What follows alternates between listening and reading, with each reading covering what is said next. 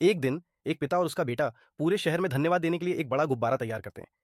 यह गुब्बारा बहुत विशाल था और पिता ने उसकी रस्सी कसकर पकड़ी हुई थी। लेकिन अचानक उनके हाथ से रस्सी फिसल गई और गुब्बारा उड़ने लगा। बेटे को लेकर वह गुब्बारा धीरे धीरे आसमान की ऊंचाइयों में पहुंचने लगा। पिता घबराकर अपने बेटे को बचाने के लिए दौड़ पड़े। शहर में एक सबसे बड़ा और ऊंची वाली भवन था, जो दुनिया की सबसे ऊंची भवन थी।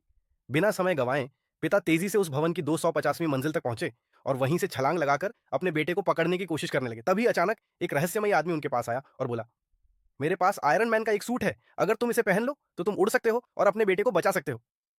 पिता ने बिना सोचे समझे वह सूट पहन लिया और देखते ही देखते वे आयरन मैन की तरह हवा में उड़ने लगे। अब वह और भी तेजी से आसमान की ओर बढ़े, जहां उनका बेटा गुब्बारे के साथ ऊपर जा रहा था।